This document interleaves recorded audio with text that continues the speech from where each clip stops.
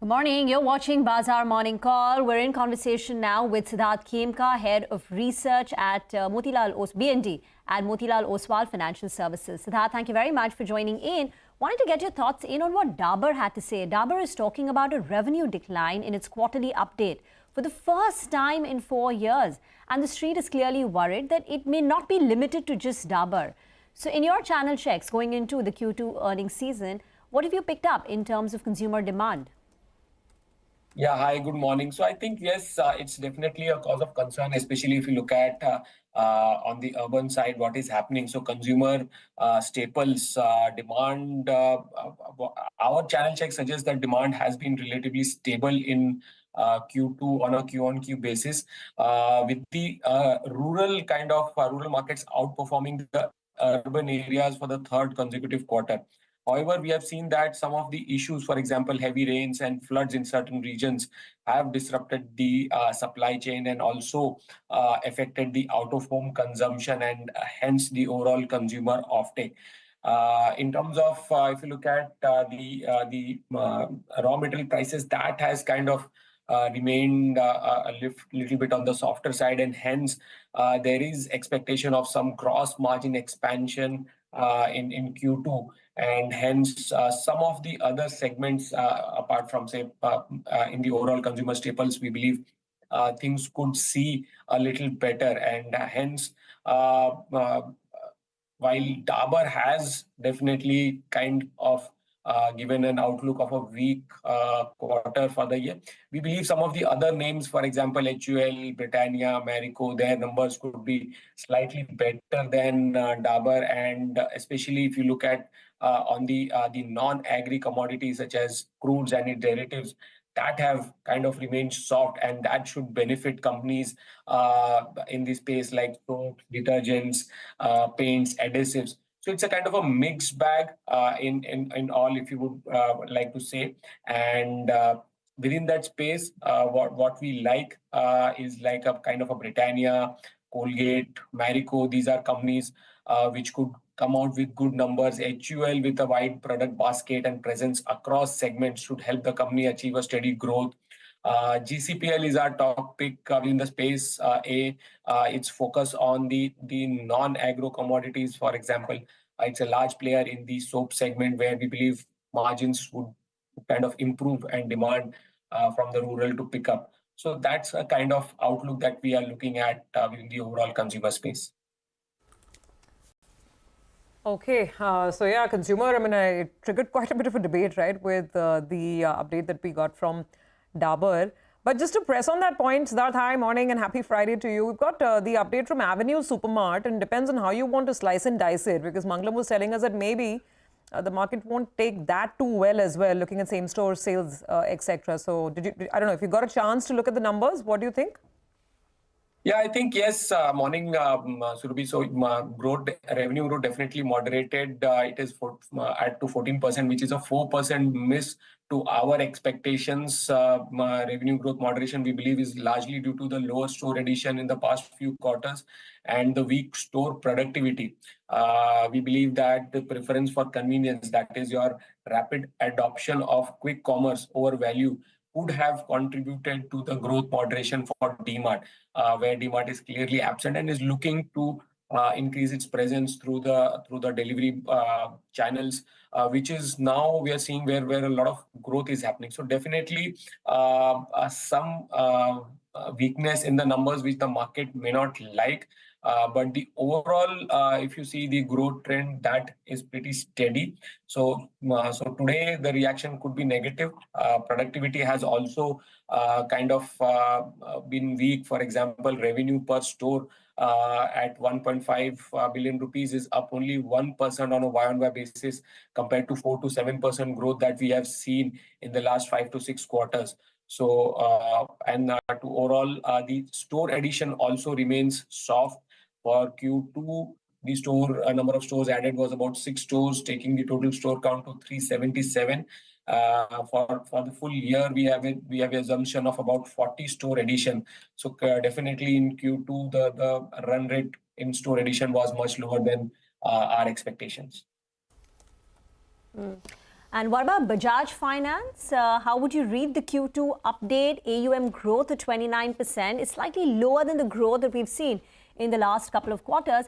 And it's also uncertain on what the credit quality is going to look like, the credit costs. So thoughts on Bajaj Finance? Yeah, Rima, I think Bajaj comparatively managed to give a better numbers. Yes, slightly lower than what we would have expected, but at an AUM growth of 29%, and nonetheless, in this environment is pretty good. So we believe that this growth might kind of enthusiast the market. A new client addition was healthy. This was the first normal quarter for the company with both the e-com and the Insta EMI card products available for the company compared to the previous 3 quarters where the RBI ban was there.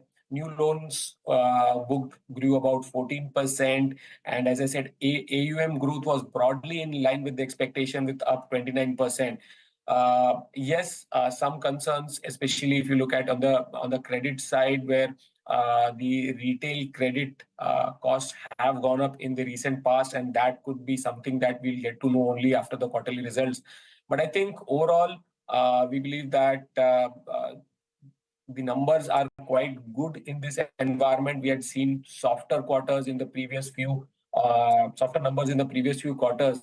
And with a 29% AUM growth, things looks much better for Bajaj Finance from here on. All right, well, that is the view coming in on Bajaj Finance and financial. Siddhartha, Harish was talking about sectors when he can't talk individual companies and stocks. Will you tell us stocks?